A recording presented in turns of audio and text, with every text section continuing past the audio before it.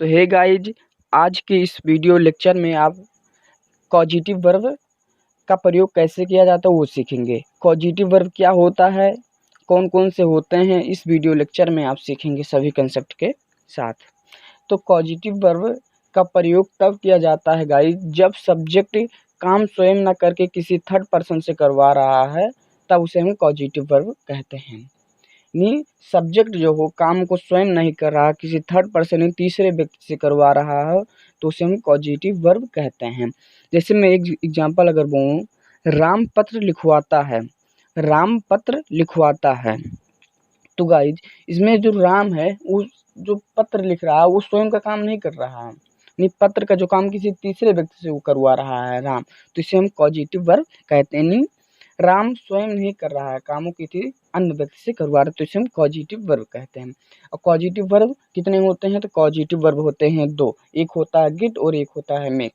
यूँ तो कहूँ कि गेट का मतलब होता है पाना और मेक का मतलब होता है बनाना, मतलब सही है, लेकिन गेट और मेक का प्रयोग पॉजिटिव वर्ब की तरह भी होता है।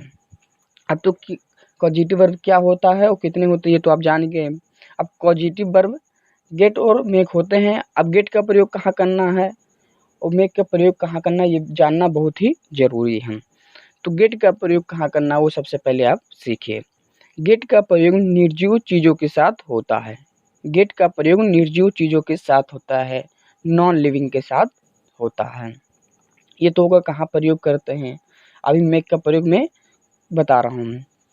एक मैं हिंट दे रहा हूँ आपको कि राम पत्र लिखवाता है, राम पत्र लिखवाता है, तो आपने समझ गए हैं पॉजिटिव वर्ब क्या होता है, कौन कौन से होते हैं और कहाँ पर प्रयोग किया जाता है। गेट का प्रयोग निर्जीव चीज़ों के साथ होता है। याद रखिए, मोस्ट इम्पॉर्टेंट नोटिस है आपके लिए कि गेट वाले वाक्यों में निर्जीव चीज़ जहाँ आ जाएगा उसमें तो गेट का प्रयोग मेन वर्ब की तरह होता है, गेट का प्रयोग मेन वर्ब की तरह होता है। लेकिन जो दूसरी मेन वर्ब होती है, एक इसमें दो मेन वर्ब होती है, एक होती है गेट और दूसरी होता है, जैसे राम पत्र लिखवाता है तो राम, उसके बाद आप गेट लगाएंगे मेन वर्ब की तरह। इसमें लिखवाता है, इसमें राइट है मेन वर्ब। अब मेन वर्ब जो राइट है इसकी थर्ड फॉर्म इसमें लगेगी, क्या लगेगी? Third form. तो इसमें क्या हो गया, राम पत्र लिखवाता है, तो आपको इस तरह ट्रांसलेट करना है, सब्जेक्ट, उसके बाद हेल्पिंग वर्ब, उसके बाद गेट प्लस ऑब्जेक्ट, उसके बाद वर्ब की फर्स्ट फॉर्म। ये तो हो गया इसका रूल गेट का, subject plus helping verb plus gate plus object plus verb की फर्स्ट फॉर्म, ये तो हो गया रूल। अब अंगूरी रख कर मैं आपको सिखाऊं कैसे ट्रांसलेट करते हैं।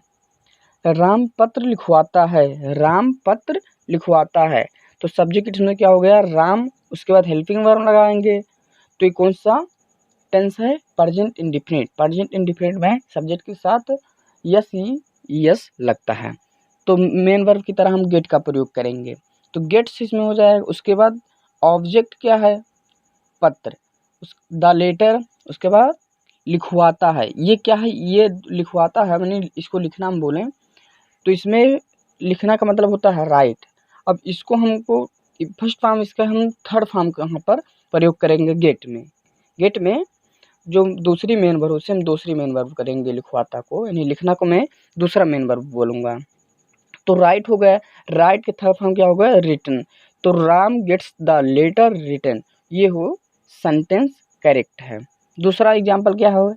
मैं पत्र लिखवा रहा हूँ, मैं पत्र लिखवा रहा हूँ, इसमें गाइस देखो सब्जेक्ट स्वयं नहीं काम कर रहा, किसी थर्ड पर्सन से करवा रहा है, तो आई सब्जेक्ट हो गया आई, उसके बाद हेल्पिंग वर्ब है आई एम, उसके बाद गेट, फिर ऑब्जेक्ट पत्र, द लेटर, उसके बाद लिखवा मैंने लिखना को हो जाएगा राइट। राइट फर्स्ट फॉर्म, लेकिन हमको गेट में थर्ड फॉर्म का प्रयोग करना, तब रिटन हो जाएगा।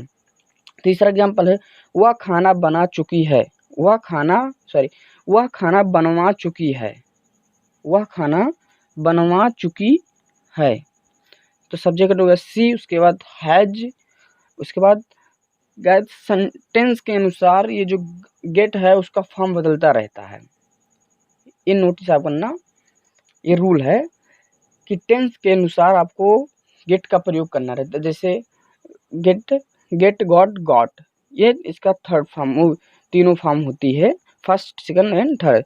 तो इसमें ये है प्रेजेंट परफेक्ट का टेंस है, तो इसमें आपको थर्ड फॉर्म का लगाना। तो she has got food cooked, ये हो गया एग्जाम्पल। चौथा एग्जाम्पल है राम पत्र लिखवाएगा, राम पत्र लिखवाएगा। तो Ram will get the letter written. तो गाइज ये था गेट का प्रयोग कैसे करेंगे। अब मैं अपने मेक की तरफ चलते हैं कि मेक का प्रयोग कैसे करते हैं। तो मेक का प्रयोग कहाँ करेंगे वो जान लीजिए। मेक का प्रयोग सजीव चीज़ों के साथ होता है, मेक का प्रयोग सजीव चीज के साथ होते हैं, लिविंग बीइंग के साथ होता है। अब गाइज एक मोस्ट इम्पॉर्टेंट कॉमन चीज़ है कि गेट वाले वाक्य में जो दूसरी मेन वर्ब होती है उसमें हम थर्ड फॉर्म का प्रयोग करते हैं, लेकिन जो मेक वाले वाक्यों में हम दूसरी जो मेन वर्ब होती है उसमें हम फर्स्ट फॉर्म का ही प्रयोग करते हैं, फर्स्ट फॉर्म उसमें ही लगेगा। जैसे मैं एग्जाम्पल अगर बोलूँ आपसे, राम मुझसे लिखवाता है, तो राम हो गया सब्जेक्ट, उसके बाद ऑब्जेक्ट हो गया मुझे, एनिमी।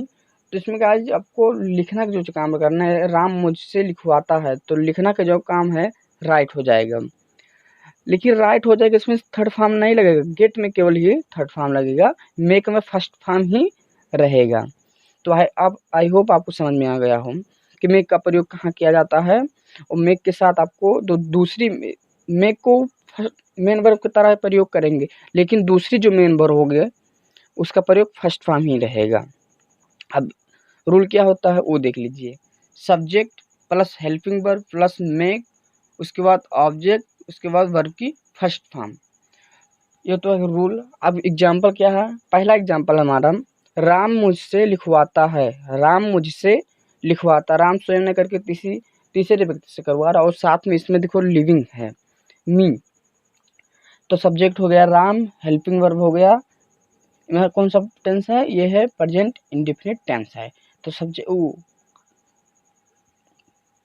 हेल्पिंग वर्ब के साथ ई या ई ऐसा लगता है। तो राम मेक्स, उसके बाद ऑब्जेक्ट क्या है मी, उसके बाद दूसरी जो मेन वर्ब है वो है राइट। तो राइट का जो फर्स्ट फॉर्म होगा राइट ही रहेगा।